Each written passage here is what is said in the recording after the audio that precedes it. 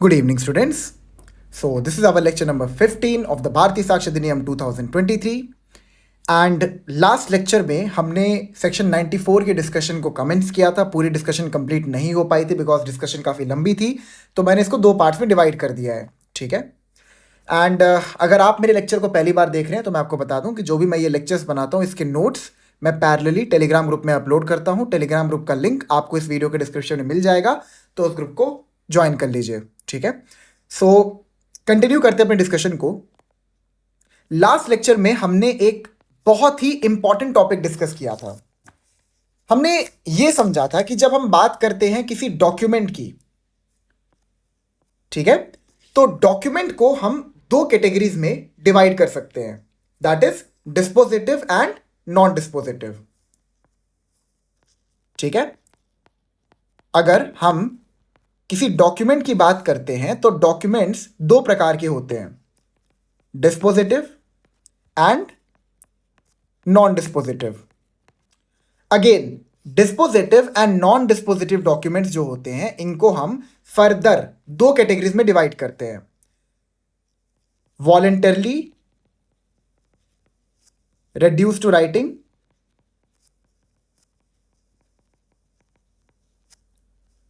required by law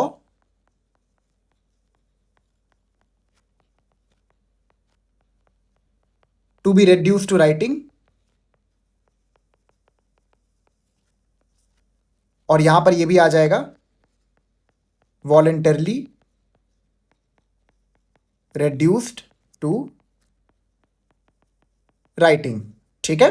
तो डिस्पोजिटरी and non डिस्पोजिटरी ये दोनों ही दो कैटेगरीज में फर्दर डिवाइड होते हैं, voluntarily reduced into writing and required by law to be reduced into writing. ठीक है. जब हमने सेक्शन 94 डिस्कस किया था तो सेक्शन 94 के जो मेन पार्ट था उसको पढ़ के हमें यह समझ में आ गया कि ये जो चार टाइप के डॉक्यूमेंट्स हमारे पास अवेलेबल हैं इनमें से सिर्फ तीन डॉक्यूमेंट्स सेक्शन 94 के अंदर कवर्ड हैं. कौन कौन से?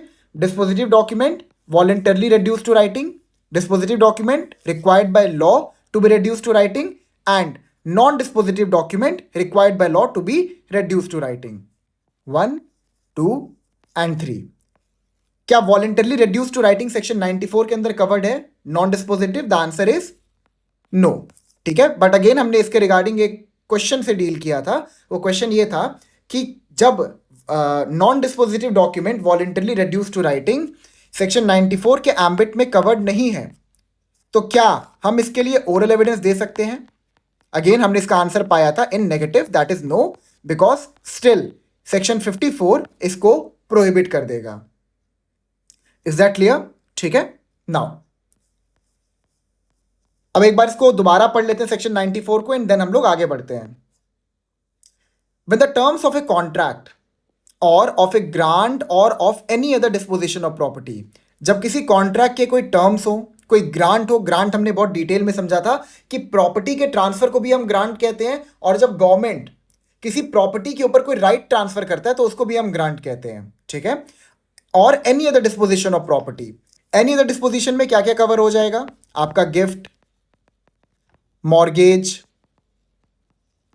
Cell deed etcetera have been reduced to the form of a document. ठीक है. यहां पर कौन से डॉक्यूमेंट आ गए?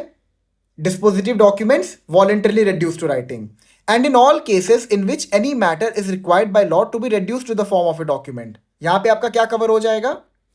इन पार्ट में जो ये कॉमा के बाद से जो पार्ट है इसमें आपका कवर हो जाएगा non dispositive document required by law, RBL में इसको लिख दे रहा, to be reduced into writing, and dispositive document required by law to be reduced into writing. Now, no evidence shall be given in proof of the terms of such contract, grant, or other disposition of property or of such matter except the document itself or secondary evidence of its contents in cases in which secondary evidence is admissible under the provisions herein before contained. तो यहां पर आप सिर्फ primary document जो original document है उसको ही as an evidence produce कर सकते हो. आप उस डॉक्यूमेंट के कंटेंट के रिगार्डिंग कोई भी ओरल एविडेंस नहीं दे सकते. Is that clear? ठीक है. ओके. तो ये हमने कवर कर लिया था. अब हमने नेचर तक कवर कर लिया था इसके. एक सेकंड, ये पार्ट मैंने हटाया नहीं था, वेट. ठीक है, मैंने इसमें लाइक कुछ मतलब उसी को वापस से एडिट कर दिया बिकॉज डिस्कशन हमारी कंटिन्यू हो रही थी, तो नया पेज मुझे बनाने की ज़रूरत नहीं थी यहाँ पर। ठीक है, ओके। तो हमने नेचर कवर कर लिया था सेक्शन 94 का, लास्ट टॉपिक था हमारा ये कल का। ठीक है, हमने ये जाना था कि सेक्शन 94 जो ये एक रेस्ट्रिक्टिव प्रोविजन है, और जब भी कोई रेस्ट्रिक्टिव प्रोविजन होता है तो उसको हम लोग स्ट्रिक्ट इंटरप्रिटेशन देते हैं। ठीक है, अब नेक्स्ट टॉपिक की तरफ जाते हैं and that is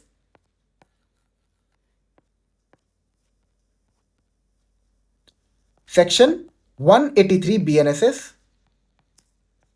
read with section 94 BSA read with section 316 BNSS and section 509 BNSS। ठीक है, अब जिन्होंने BNSS का लेक्चर मेरे साथ किया है उनको ये टॉपिक बहुत आसानी समझ में आ जाएगा, बट जिन्होंने नहीं किया है मैं उनको भी ये चीज बहुत अच्छे से इजी वे में एक्सप्लेन कर देता हूं। जब हम बात करते हैं भारतीय नागरिक सुरक्षा संहिता 2023 की, तो इसका जो चैप्टर 13 है ये डील करता है इन्वेस्टिगेशन से। ठीक है, कि इन्वेस्टिगेशन पुलिस ऑफिसर कैसे करेगा, किन ऑफेंसेस में पुलिस ऑफिसर के पास इन्वेस्टिगेशन करने की पावर होती है, किन ऑफेंसेस में पुलिस ऑफिसर को इन्वेस्टिगेशन करने के लिए मजिस्ट्रेट की प्रायर परमिशन होती है। सारी की सारी चीजें जो है ये चैप्टर 13 के अंदर कवर्ड है। ठीक है, अब मैं आपको पूरी कहानी बताता हूं। कहानी क्या होता है कि जैसे मान लो लाइक इन शॉर्ट आपको एक कहानी बता देता हूं। कहानी ये है कि सेक्शन 173 ऑफ बीएनएसएस के अंदर एफआईआर को रजिस्टर किया जाता है। ठीक है, एफआईआर को 173 बीएनएसएस के अंदर रजिस्टर किया जाता है।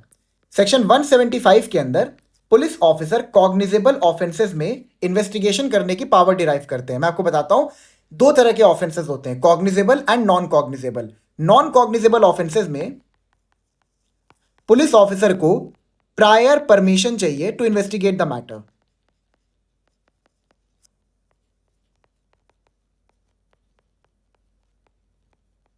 ठीक है, नॉन कॉग्निजेबल ऑफेंसेस में पुलिस ऑफिसर को प्रायर परमिशन चाहिए of the area magistrate. This is under section 174 of BNSS. ठीक है, and the moment the police officer receives a permission from the magistrate, जो उसके आगे का प्रोसीजर फॉलो होगा वो 175 में ही होगा। ठीक है, जैसे ही आपको परमिशन मिल जाता है तो आप भी 175 से पावर डिराइव करते हो इन्वेस्टिगेट करने की।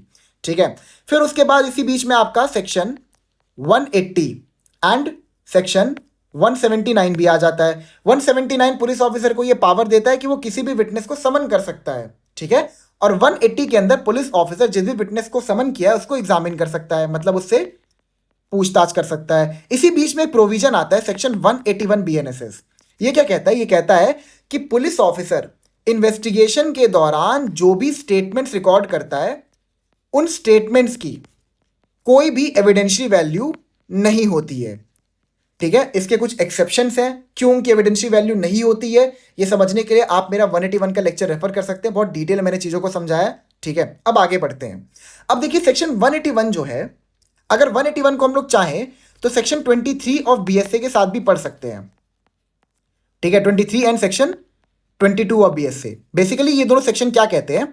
ये कहते हैं कि अगर आपने कन्फेशन दिया है टू अ पुलिस ऑफिसर, ठीक है, अगर किसी एक्यूज ने कन्फेशन दिया है पुलिस ऑफिसर को, तो ये जो कन्फेशन है ये रेलेवेंट तो होगा by virtue of section 2 clause के, but because of section 23 BSA ये पर्टिकुलर कन्फेशन इनएडमिसिएबल होगा। मतलब कि लॉ इसको रेलेवेंट मानता है लेकिन लॉ इसको एज एन एविडेंस एडमिट नहीं करने देगा।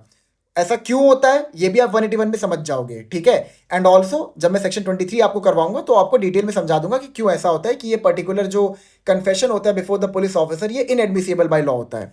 Is that clear? Okay, now section 181 के बाद देयर इज ए पॉसिबिलिटी कि सेक्शन 183 भी आ जाए। ठीक है, सेक्शन 183 को हम लोग सेक्शन 23 के साथ ही पढ़ते हैं। ठीक है, ओके। नाउ अब 183 क्या कहता है?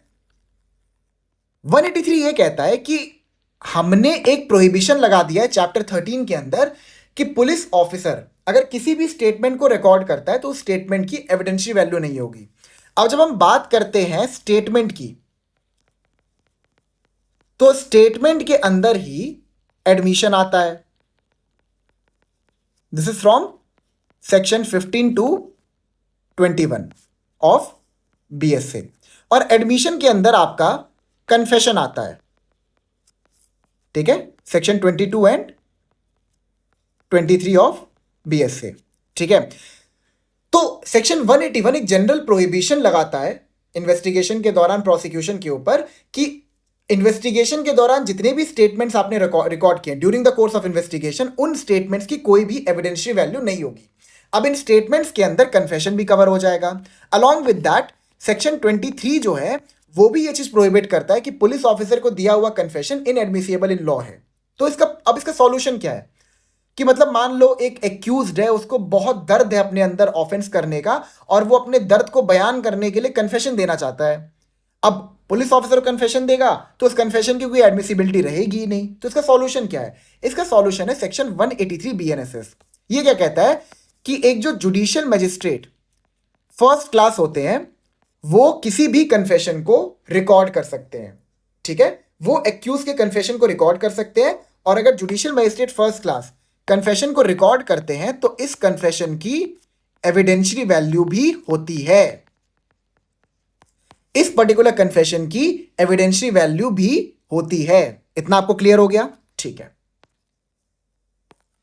मैं बहुत शॉर्ट में आपको चीजें बता रहा हूं, ठीक है, ताकि आपको समझ में ज्यादा आ जाए। अभी इन टॉपिक्स को अगर हमने डिटेल में पढ़ना शुरू किया तो it will take a lot of time of hours, ठीक है। सो इट्स बेटर कि अभी आप शॉर्ट में समझ लीजिए। अगर आपको कोई भी डाउट है तो आप बीएनएसएस के लेक्चर को मेरे रेफर कर सकते हैं, वहां पे मैंने बहुत डिटेल में इन्वेस्टिगेशन का चैप्टर कंप्लीट करवाया है आपको, ठीक है। और सिर्फ एक वही लॉ है इस समय जिसका लगभग सारा लेक्चर मैंने अपलोड किया हुआ है। बाकी मतलब मोस्ट ऑफ द लॉज के लेक्चर मैंने बीच में छोड़ दिए हैं because of some reason in another. अभी इसका भी देखिए इतना लंबा गैप हो गया 1 महीने का, जिसका मुझे बहुत गिल्ट है और उसके लिए मैं बहुत ज़्यादा अपॉलजी मांग रहा हूँ आप लोगों से, अगर आप मेरे लेक्चर्स रेगुलरली देखते हैं तो, ठीक है। बट मैं कोशिश ये कर रहा हूँ कि आपके लिए डेली बेसिस पर लेक्चर बनाते रहूँ। सिचुएशन सी ऐसी खड़ी हो जाती है कि मैं नहीं बना पाता, मेरा मन बहुत करता है बनाने का, लेकिन बहुत टाइम टेकन प्रोसेस है ये, तो सम टाइम इट नहीं मिलता है मेरे को समय लेक्चर बनाने का। चलिए छोड़िए वो सब, छोड़िए आगे बढ़ते हैं, ठीक है। तो जब हम बात करते हैं सेक्शन 183 बीएनएसएस की, तो सेक्शन 183 बीएनएसएस एक नॉन डिस्पोजिटिव डॉक्यूमेंट है which is required by law to be in writing. क्या मतलब हुआ? अभी हमने ये समझा कि सेक्शन 183 बीएनएसएस के अंदर जो मैजिस्ट्रेट हैं वो कन्फेशन रिकॉर्ड कर सकते हैं और इस कन्फेशन की एविडेंशियल वैल्यू भी होगी, ठीक है। ये जो कन्फेशन है it will be in itself an evidence, लेकिन यहां पर एक कैच है। कैच ये है कि ये जो पर्टिकुलर कन्फेशन है इसको मैजिस्ट्रेट ओरल एविडेंस के तौर पे रिकॉर्ड नहीं कर सकते। मतलब फॉर एग्जांपल ये नहीं कि मैजिस्ट्रेट साहब ने कन्फेशन को सुन लिया एंड देन वो कोर्ट में आके ओरल एविडेंस दे रहे हैं कि इसने ये चीजें कही थी कन्फेशन में। रेदर मैजिस्ट्रेट को क्या करना पड़ेगा, जो कन्फेशन है उसको ड्यूली राइटिंग में रिड्यूस करना पड़ेगा, ठीक है। The said confession must be reduced into writing। अगर उसको राइटिंग में रिड्यूस नहीं किया गया तो सेक्शन 94 का प्रोहिबिशन इस पर अप्लाई हो जाएगा। और सेक्शन 94 क्या कहता है कि any non dispositive document which is required by law to be reduced into writing, अगर उसको राइटिंग में रिड्यूस नहीं किया है आपने तो उसके लिए आप ओरल एविडेंस नहीं दे सकते, ठीक है। तो 183 पे भी प्रिंसिपल अप्लाई होगा और आपको कन्फेशन को राइटिंग में रिड्यूस करना पड़ेगा। इतना आपको समझ में आ गया? अब आगे बढ़ते हैं। नाउ अब हम लोग पढ़ेंगे सेक्शन 316 बीएनएसएस। हमें इन सेक्शंस को डिटेल में नहीं पढ़ना, बस का एक ओवरव्यू लेना है जो हमारे टॉपिक से जितना भी रेलेवेंस रखता है, ठीक है। Record of examination of accused. Whenever the accused is examined by any magistrate or by a court of session, the whole of such examination, including every question put to him and every answer given by him, shall be recorded in full by the presiding judge or magistrate himself, or where he is unable to do so owing to a physical or other incapacity, under his direction and superintendence by an officer of the court appointed by him in this behalf। Basically loosely इसको समझे तो यहां पर क्या कह रहा है कि अगर मान लो मैजिस्ट्रेट साहब या फिर कोर्ट ऑफ सेशन एक्यूज का एग्जामिनेशन करते हैं, क्या confession is also a type of examination? The answer is yes, क्योंकि वहां पे भी सवाल जवाब किया जाता है, ठीक है। मतलब सवाल जवाब in the context like magistrate साहब बैठे होते हैं, वो पूरा कन्फेशन बताता है, बीच में मजिस्ट्रेट साहब एक दो सवाल भी कर सकते हैं, अच्छा ऐसे हुआ वैसे हुआ, वॉट एवर देयर इज, ठीक है। तो जो भी यहाँ पर कोर्ट ऑफ सेशन या मजिस्ट्रेट एग्जामिनेशन कर रहा है, तो वर्ड बाय वर्ड उनको वो सारी बातें लिखनी पड़ेंगी जो कि एक्यूज बता रहा है, एक भी बात को मिस नहीं कर सकते। आइए बस इतना समझ लिया, सेक्शन 316 ये कहता है। आगे सेक्शन 509 BNSS ऑल्सो 316 के अंदर आपका सेक्शन 351 BNSS भी कवर हो जाएगा। क्या है 351 BNSS? It is direct dialogue between court and the accused. मैं आपको बताता हूं बेसिकली क्या होता है, थोड़ा इन शॉर्ट बता देता हूं। जैसे आपको पता होगा, with the framing of charge trial commences. जब ट्रायल कमेंस हो जाता है तो सबसे पहले हम प्रोसिक्यूशन को मौका देते हैं कि वो अपने एविडेंसेस प्रोड्यूस करें। तो पी का स्टेज सबसे पहले आता है प्रोसिक्यूशन एविडेंस का, ठीक है। और जैसे ही प्रोसिक्यूशन एविडेंस का स्टेज खत्म होता है तो उसके बाद यहां पर आपका आता है सेक्शन 351 BNSS, ठीक है। प्रोसिक्यूशन एविडेंस यानी कि जब प्रोसिक्यूशन में सारे ओरल और डॉक्यूमेंट्री एविडेंस कोर्ट में प्रोड्यूस कर देगा, तो उसके बाद कोर्ट की ये ऑब्लिगेशन है कि वो एक्यूज से डायरेक्ट एक कन्वर्सेशन करें और कन्वर्सेशन के थ्रू उसका क्या डिफेंस है सुनने का प्रयास करें, एंड अलॉन्ग विद दैट उसको ये भी समझाने का प्रयास करें कि उसके अगेंस्ट में क्या पर्टिकुलर ऑफेंस का चार्ज लगा है, ठीक है। लेकिन प्राइमरी जो यहाँ पर जो इसका पर्पस है वो ये है कि मजिस्ट्रेट साहब जो पूरा सिचुएशन है, जो जज साहब है, वो पूरे सिचुएशन को एक्यूज की तरफ से भी समझने का एक बार प्रयास करें, ठीक है। ओके, इसके बाद फिर आपका डी आ जाता है, defence evidence, then there will be judgement and then there will be sentence hearing, ठीक है। तो ये 351 होता है। तो 351 भी जो होता है ना, जहाँ पे डायरेक्ट डायलॉग होता है between the magistrate and the accused, ये भी 316 के अंदर कवर्ड है कि जो डायरेक्ट डायलॉग होगा वहां पर जो भी सवाल मजिस्ट्रेट साहब पूछ रहे हैं और जो भी जवाब एक्यूज दे रहा है, वो सारी की सारी चीजें आपको एकदम वर्ड बाय वर्ड लिखना पड़ेगा, एक भी चीज आप मिस आउट नहीं कर सकते, ठीक है। ओके, नाउ सेक्शन 509 BNSS ये क्या बोलता है? ये बोलता है if any court before which a confession or other statement of an accused person is recorded. If any court before which a confession or other statement of an accused person is recorded. अच्छा, ये statement कैसे आ गया? देखिए मैं आपको बताता हूं। Section 183 के अंदर मजिस्ट्रेट साहब कन्फेशन और स्टेटमेंट दोनों चीजें रिकॉर्ड कर सकते हैं, ठीक है। कन्फेशन एंड स्टेटमेंट दोनों चीजें रिकॉर्ड कर सकते हैं। कन्फेशन क्या होता है? Confession is admission of guilt, मतलब कोई इंसान एडमिट कर रहा है कि मैंने ये पर्टिकुलर ऑफेंस कमिट किया है। जब हम बात करते हैं कन्फेशन की, तो कन्फेशन खाली एक्यूज्ड दे सकता है। जब हम बात करते हैं स्टेटमेंट की कि मजिस्ट्रेट कितने प्रकार के स्टेटमेंट और किन किन लोगों से स्टेटमेंट रिकॉर्ड कर सकते हैं, तो यहां पर आपका विक्टिम आ जाएगा, विक्टिम का स्टेटमेंट मजिस्ट्रेट रिकॉर्ड कर सकते हैं, एक्यूज्ड का स्टेटमेंट मजिस्ट्रेट साहब रिकॉर्ड कर सकते हैं, एंड विटनेसेस का स्टेटमेंट मजिस्ट्रेट साहब रिकॉर्ड कर सकते हैं by virtue of section 183 BNSS। अच्छा, एक्यूज कैसा स्टेटमेंट देगा? एक्यूज का जो स्टेटमेंट होगा ये होगा नॉन कन्फेशनल। तो जो भी नॉन कन्फेशनल स्टेटमेंट्स होंगे वो भी मजिस्ट्रेट साहब 183 के अंदर रिकॉर्ड कर सकते हैं। Is that clear? तो यहां पे स्टेटमेंट वर्ड क्यों यूज हुआ आपको समझ में आ गया ना। If any court before which a confession or other statement of an accused person is recorded or purporting to be recorded under section 183 or section 316 is tendered or has been received in evidence, finds that any of the provisions of either of such sections have not been complied with by the magistrate recording the statement, it may, notwithstanding anything contained in section 94 of BSA 2023, take evidence in regard to such non-compliance and may, if satisfied that such non-compliance has not injured the accused in his defense on the merits that he duly made the statement recorded, admit such statement। यहाँ पर basically क्या कहता है, मैं आपको समझाता हूँ पूरी कहानी। बेसिकली यहाँ पर सेक्शन 509 क्या कहता है कि अगर सेक्शन 316 एंड सेक्शन 183 BNSS के अंदर मजिस्ट्रेट साहब ने कोई एग्जामिनेशन किया है और उस एग्जामिनेशन को राइटिंग में रिड्यूस किया है, ठीक है, तो 183 के अंदर बहुत सारी प्रोसीजरल फॉर्मेलिटीज हैं, बहुत सारी प्रोसीजरल फॉर्मेलिटीज है। क्या क्या फॉर्मेलिटीज है कि जब मजिस्ट्रेट साहब एविडेंस रिकॉर्ड करेंगे, कन्फेशन रिकॉर्ड करेंगे, तो उनको एक्यूज को बताना पड़ेगा कि this confession can be used as an evidence against you. ये पहला हो गया। दूसरा हो गया कि मजिस्ट्रेट साहब को अपनी आइडेंटिटी डिस्क्लोज करनी पड़ेगी, उन्हें बताना पड़ेगा कि मैं मजिस्ट्रेट हूं और तुम मजिस्ट्रेट के सामने ही अपना कन्फेशन रिकॉर्ड करवा रहे हो। साथ ही साथ मजिस्ट्रेट साहब को यह भी ध्यान रखना पड़ेगा कि जब कन्फेशन दिया जा रहा है उस टाइम पे कोई पुलिस ऑफिसर कोर्ट रूम में नहीं है। उसके बाद कन्फेशन हमेशा ओपन कोर्ट में रिकॉर्ड किया जाएगा। ओपन कोर्ट मतलब जो आपका नॉर्मल कोर्ट रूम होता है ना, जहाँ पे सारे लोग बैठे रहते हैं, जो भी लाइक आते हैं, जिनकी उस दिन डेट लगी होती है, सारे वकील बैठे होते हैं, that is what open court is. ठीक है, ओके।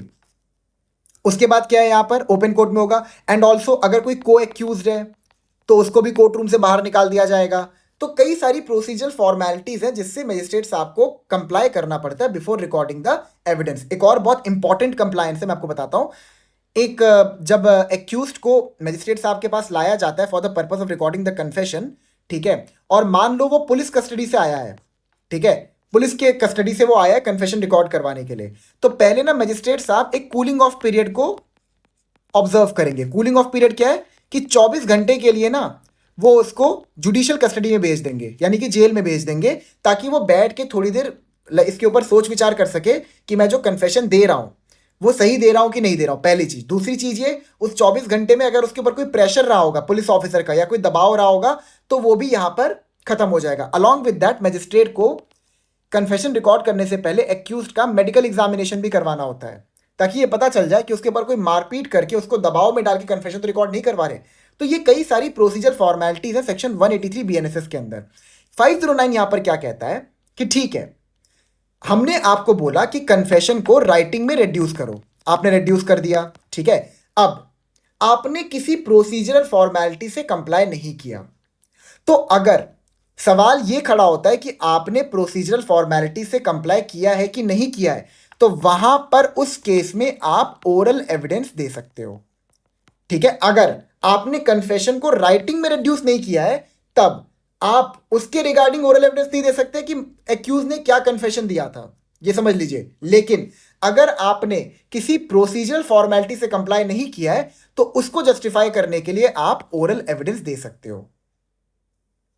समझ में आया आपको? ठीक है, okay.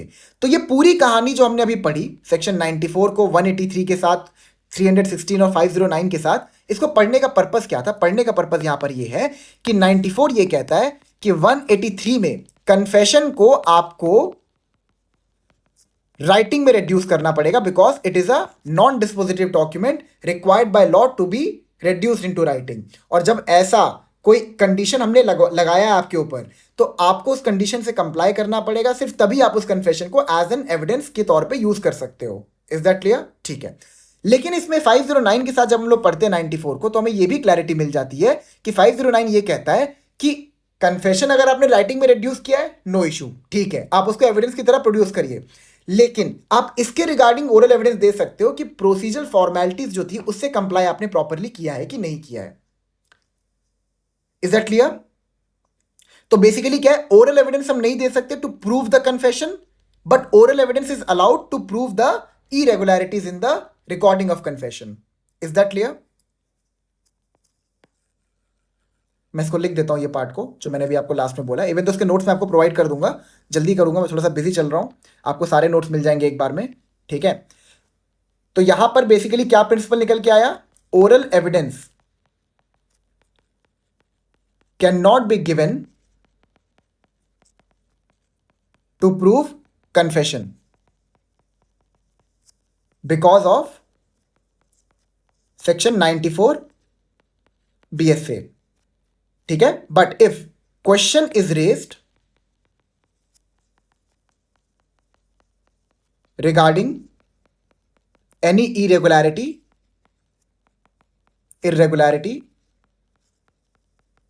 then to justify the same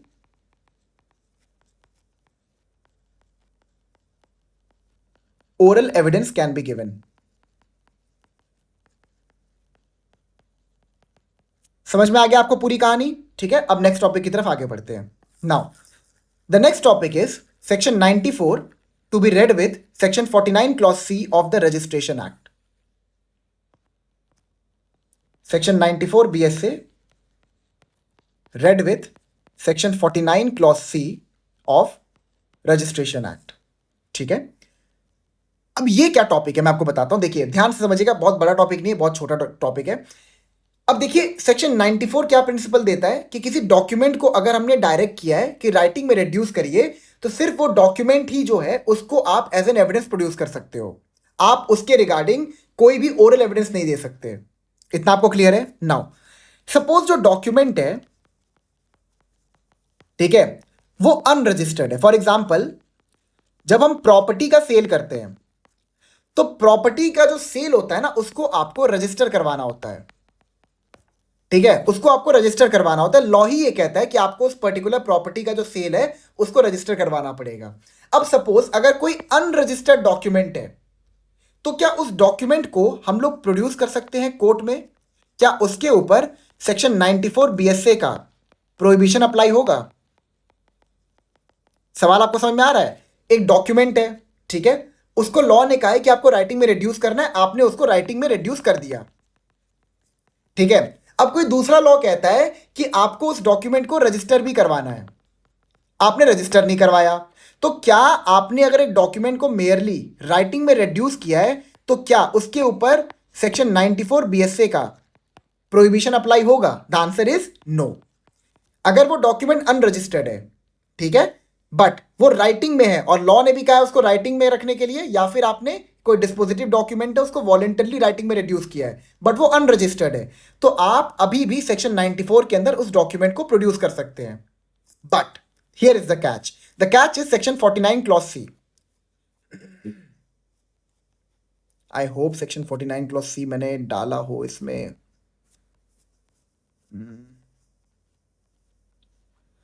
okay, शायद सेक्शन 49 क्लॉज सी मैंने यहाँ पर नहीं मतलब डाला है। मैं आपको बताया तो बेसिकली क्या है, ठीक है, इन शॉर्ट आपको समझाता हूँ, कोई आपको ज़्यादा डिफिकल्टी नहीं आएगी। मैं नेक्स्ट लेक्चर में ना एक बार 49 क्लॉज सी आपको दिखा दूंगा, ठीक है। नाउ सेक्शन 49 क्लॉज सी आप खुद भी बैरेट को रेफर कर सकते हैं, ठीक है, ऑफ द रजिस्ट्रेशन एक्ट 1951।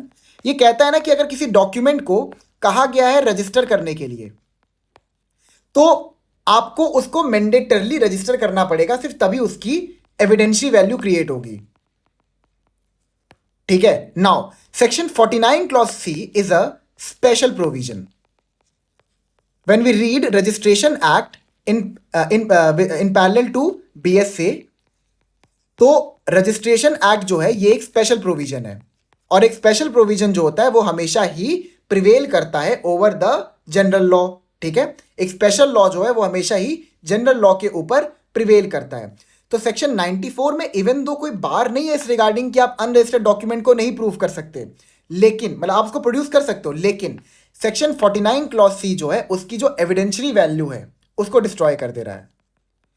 तो अगर सेक्शन 49 क्लॉज सी किसी डॉक्यूमेंट की एविडेंशियरी वैल्यू को डिस्ट्रॉय कर दे रहा है, तो हम क्या 94 पे रिलाई करेंगे कि 49 क्लॉज सी पे? हम 49 क्लॉज सी पे रिलाई करेंगे, बिकॉज 49 क्लॉज सी जो है वो एक स्पेशल लॉ है, एक स्पेशल प्रोविजन है। Is that clear? ठीक है, तो आई होप आपको ये सारे टॉपिक समझ में आ गए होंगे। अब हम लोग सेक्शन 94 के जो रिमेनिंग पार्ट है और जो इलस्ट्रेशंस हैं उनको कंप्लीट कर लेते हैं, ठीक है। Now section 94 exception 1, when a public officer is required by law to be appointed in writing and when it is shown that any particular person has acted as such officer, the writing by which he is appointed need not be proved। अब इसका मतलब यहां पर क्या हुआ? इसका basically मतलब यहां पर यह है कि मान लो कोई गवर्नमेंट ऑफिसर है, कोई पब्लिक सर्वेंट है, ठीक है, कोई गवर्नमेंट ऑफिसर है, कोई पब्लिक सर्वेंट है, और जो उसकी अपॉइंटमेंट है ना वो राइटिंग में होती है, मतलब कि अपॉइंटमेंट लेटर उसको दिया जाता है। कोई पब्लिक ऑफिसर है, ठीक है, और जो इसका अपॉइंटमेंट है वो राइटिंग में होता, राइटिंग में हो रहा है, मतलब होता है ना अपॉइंटमेंट लेटर जाता है पब्लिक ऑफिसर को, ठीक है, फिर उसके बाद उसकी अपॉइंटमेंट होती है। अब मेरी बात को ध्यान समझिए, अब अगर कोई पब्लिक ऑफिसर है और सवाल यहां पर यह खड़ा होता है कि उसका अपॉइंटमेंट हुआ था कि नहीं हुआ था, तो यहां पर उसको हर एक सिचुएशन में अपना अपॉइंटमेंट लेटर दिखाने की जरूरत नहीं है। It is an exception to the general rule. Why? Because law ये प्रिज्यूम करके चलता है कि जो भी गवर्नमेंट सर्वेंट है, जो भी पब्लिक सर्वेंट है, जो भी पब्लिक अथॉरिटी है, जब वो एक्ट करते हैं तो एक्ट करते हुए उनके पास वो अथॉरिटी पहले से होती है, मतलब कि उनको प्रोसीजर के थ्रू अपॉइंट किया गया है और अपॉइंट होने के बाद ही वो अपना जो सर्विस है उसको प्रोवाइड कर रहे हैं। तो यहां पर क्या कह रहा है? When a public officer required by law to be appointed in writing, जब उसका अपॉइंटमेंट कब होगा? जब किसी राइटिंग से उसको अपॉइंट किया जाए, लॉ ही ये कहता है, ठीक है। And when it is shown that any particular person is acted as such officer. अब सपोज कोई जुडिशियल ऑफिसर है, ठीक है, कोई जुडिशियल ऑफिसर है, वो पिछले 5 साल से किसी कोर्ट रूम में बैठा हुआ है और उसमें अपना जुडिशियल फंक्शंस को इम्पार्ट करता है, ठीक है.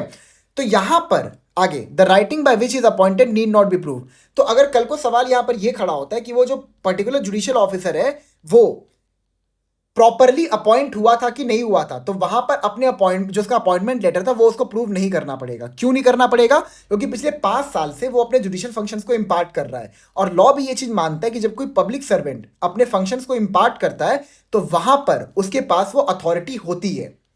एंड सपोज सिचुएशन आपको एक और बताता हूं, there may be a possibility कि अपॉइंटमेंट लेटर खो गया हो.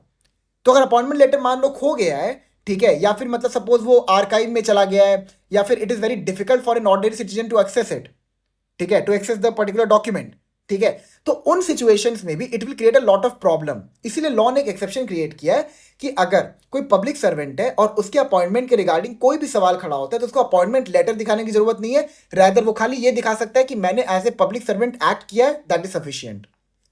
Is that clear? ठीक है. Exception 2, wills admitted to probate in India may be proved by the probate. अब ये यहां पर क्या है मैं आपको बताता हूं. देखिए, जब भी आप बात करते हो किसी विल की, विल के थ्रू जब प्रॉपर्टी को ट्रांसफर किया जाता है, ठीक है, तो ये जो विल है ना ये पहले प्रोबेट कोर्ट में जाता है, ठीक है. प्रोबेट कोर्ट जो है वो इसके ऊपर हियरिंग कंडक्ट करता है. हियरिंग में क्या होता है, बेसिकली कोई बंदा विल लेके आया, बोला कि देखिए ये जो प्रॉपर्टी है ये विल के थ्रू मेरे नाम पे कर दी गई है. तो प्रोबेट कोर्ट वहां पर एक प्रोसीडिंग कंडक्ट करेगा, वो लोगों को इन्वाइट करेगा कि अगर आपको कोई भी ऑब्जेक्शन इस विल के रिगार्डिंग तो आप आके अपने ऑब्जेक्शन को रेज कर सकते हैं, ठीक है. वो न्यूज़पेपर में चीज़ों को पब्लिश करवाएगा कि किसी को भी अगर इस प्रॉपर्टी को, इस विल को लेके कोई भी आपत्ति है तो वो कोर्ट में आके अपनी आपत्ति को जता सकता है, ठीक है. और जब ये सारी प्रोसीडिंग कंप्लीट हो जाएगी तो प्रोबेट कोर्ट का अपना एक ऑर्डर आएगा, ठीक है. अब यहां पर जो ये प्रोबेट कोर्ट का ऑर्डर होगा ना, इसकी जेन्युइननेस जो ये पर्टिकुलर विल है इससे ज्यादा होगी. तो यहां पर एक्सेप्शन 2 क्या कहता है, wills admitted to probate in India may be prove by the probate. तो यहां पर अब आपको ये अगर प्रूव करना है कि उस प्रॉपर्टी के आप ओनर हो या फिर जो वो विल है वो जेन्युइन है, तो वहां पर आप सिर्फ उस प्रोबेट कोर्ट के ऑर्डर से भी प्रूव कर सकते हो. दोबारा आपको विल की जेन्युइननेस को प्रूव करने की आवश्यकता नहीं है. एक बार प्रोबेट की प्रोसीडिंग खत्म हो गई तो जो विल है उसको जेन्युइन माना जाएगा एंड अलोंग विद दैट उस विल के थ्रू प्रॉपर्टी का ट्रांसफर भी किया जा सकता है. मैं दोबारा पढ़ता हूं, wills admitted to probate in India may be prove by the probate, यानी कि जो प्रोबेट के कोर्ट का ऑर्डर है उसके थ्रू भी विल्स को हम प्रूव कर सकते हैं, ठीक है. ओके, तो ये भी क्या है, ये एक एक्सेप्शन है, ठीक है. जनरल रूल क्या कहता है कि आपको विल को लेके आना है, लेकिन आप विल को लेके मत आइए, आप प्रोबेट कोर्ट के ऑर्डर को लेके आ जाइए, उससे भी हम मान लेंगे जो विल है वो जेन्युइन है. Is that clear? Now explanation 1, this section applies equally to cases in which the contracts, grants or disposition of property referred to are contained in one document and to cases in which they are contained in more documents than one. बहुत आसान है, इसको बिल्कुल difficulty नहीं है समझाने में, like आपको समझने में आएगी, ठीक है. एक्सप्लेनेशन 1 क्या कहता है, एक बार दोबारा इसको रीड कर देता हूं. This section applies equally to cases in which the contracts, grants or dispositions of property referred to are contained in one document and to cases in which they are contained in more documents than one. Like बहुत simple है, ठीक है. मान लो कोई contract है,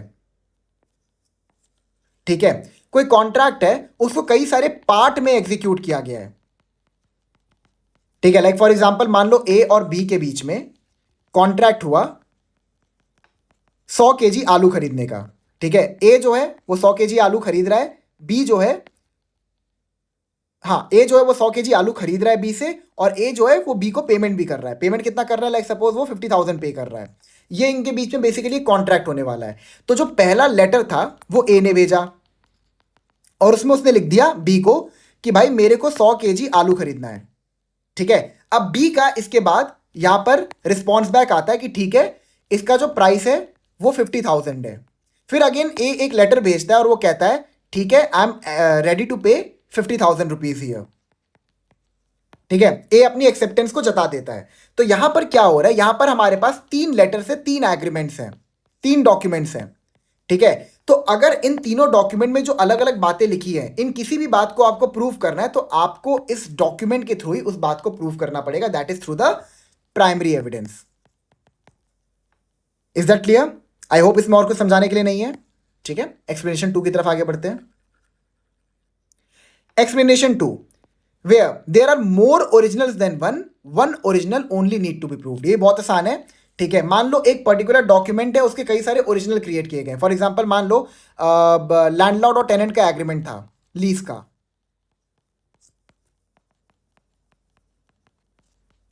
ठीक है, तो जो ये लीज एग्रीमेंट है ना, इसकी 2 ओरिजिनल कॉपी बना दी गई.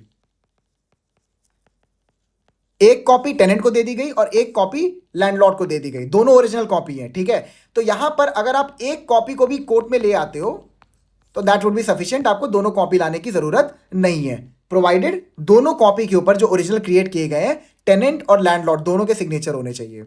Is that clear? Now last explanation, जो थोड़ा सा डिफिकल्ट आपको लगेगा समझने में, मैं क्लियर कर देता हूं. The statement in any document what ever of a fact other than the facts referred to in this section shall not preclude the admission of oral evidence as to the same fact. अब यहां पर ये क्या कह रहा है, बहुत आसान शब्दों में आपको समझाने का मैं प्रयास कर रहा हूं. देखिए, एक्सप्लेनेशन 3 क्या कहता है कि हमारे पास एक कॉन्ट्रैक्ट है. इस कॉन्ट्रैक्ट में बहुत सारे टर्म्स हैं regarding the present transaction. Like suppose जो अभी हमने आलू और पैसे का एग्जांपल लिया था. ठीक है, प्रेजेंट ट्रांजैक्शन के रिगार्डिंग इसमें सारे टर्म्स दिए हुए हैं कि कैसे मैं पेमेंट करूंगा, मोड ऑफ पेमेंट कितना होगा, कितना पेमेंट होगा, कितना आलू सप्लाई करना है. ये सारे के सारे टर्म्स जो है इस डॉक्यूमेंट के अंदर कंटेन्ड है. नाउ सपोज इस डॉक्यूमेंट के अंदर ये लिख दिया गया कि पहले जो तुमने मेरे को 50 केजी आलू सप्लाई किए थे ना, उसका पेमेंट मैंने कर दिया है. ठीक है, अब क्या जो ये 50 केजी आलू सप्लाई होने वाली बात है, ये इस प्रेजेंट कॉन्ट्रैक्ट का एक टर्म है? नहीं, ये रेदर क्या है, एक इंसिडेंट है. इसका एक कोलेट्रल है. इस पर्टिकुलर कॉन्ट्रैक्ट का एक पुराना इंसिडेंट जो है उसको बस हमने मेंशन कर दिया. अब यहां पर इस 50 केजी आलू का पेमेंट ए ने किया था कि नहीं किया था, इसके लिए हम ओरल एविडेंस अलाउ कर रहे हैं. इसके लिए हम ओरल एविडेंस दे सकते हैं. क्यों? क्योंकि जो लॉ है वो क्लियरली कहता है when the terms of a contract और ऑफ ए ग्रांट और of any other disposition of property have been reduced to the form of a document. आपने टर्म्स ऑफ ए कॉन्ट्रैक्ट को, ग्रांट को या डिस्पोजिशन ऑफ प्रॉपर्टी को writing में reduce किया है, उस पर ये प्रोहिबिशन अप्लाई होगा. वहां पर आप ओरल एविडेंस नहीं दे सकते. लेकिन अगर आपने कोई इंसिडेंटल या कोई कोलेट्रल बात उस एग्रीमेंट या उस पर्टिकुलर डॉक्यूमेंट में कंटेन किया है, तो उसके रिगार्डिंग हम आपको ओरल एविडेंस देने के लिए अलाउ कर देंगे. मतलब यहां पर ए अपने विटनेसेस को ला सकता है एंड वो आके बोल सकते हैं कि हाँ ए ने पैसे पे किए थे. बी अपने विटनेसेस को ले आके बोल सकता है कि ए ने जो पिछले 50 केजी आलू थे उसके पेमेंट नहीं किए थे. समझ में आ गया? दोबारा इसको पढ़ता हूं. The statement in any document whatever of a fact other than the facts referred to in this section, ठीक है, shall not preclude the admission of oral evidence as to the same fact. तो जो इस section में जो particular facts लिखे हैं उसके रिगार्डिंग आप ओरल एविडेंस नहीं दे सकते. लेकिन अगर कोई कोलेट्रल या फिर कोई इंसिडेंटल बात आपने उस पर्टिकुलर डॉक्यूमेंट में लिखा है तो उसके लिए हम ओरल एविडेंस देने के लिए आपको अलाउ कर रहे हैं. ठीक है, इलस्ट्रेशन की तरफ आगे बढ़ते हैं. इलस्ट्रेशन पहला, if a contract be contained in several letters, all the letters in which it is contained must be proved. मैंने अभी आपको जो ए और बी का एग्जांपल दिया ना, वो यहां पर एकदम फिट होता है. कई सारे लेटर्स के अंदर एग्रीमेंट को किया गया था. एक लेटर में बोला गया मुझे 100 केजी आलू चाहिए, दूसरे लेटर में उसका लाइक प्राइस आया, तीसरे लेटर में एक्सेप्टेंस आया, चौथे लेटर में कुछ और आया होगा. ठीक है, तो यहां पर अगर आपको किसी भी लेटर की बात को प्रूव करना है तो आपको उस लेटर को ही लाना पड़ेगा. B, if a contract is contained in a bill of exchange, the bill of exchange must be proved. What is this? Now इससे पहले हम समझते हैं कि पहले हम समझते हैं कि बिल ऑफ एक्सचेंज क्या होता है. देखिए, बिल ऑफ एक्सचेंज बेसिकली एक रिटन ऑर्डर होता है कि जहां पे आप दूसरे बंदे को कहते हो कि भाई तुम मुझे पैसा पे करो. ठीक है, बिल ऑफ एक्सचेंज क्या होता है? ये एक रिटन ऑर्डर होता है जहां पर एक बंदा दूसरे बंदे को कहता है कि भाई तुम मुझे पैसे पे करो. ठीक है, अब यहां पर इलस्ट्रेशन क्या कहता है? If a bill of exchange is sorry I'm so sorry if a contract is contained in a bill of exchange, the bill of exchange must be proved.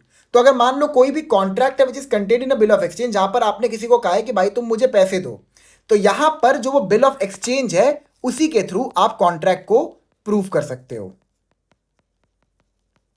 Is that clear?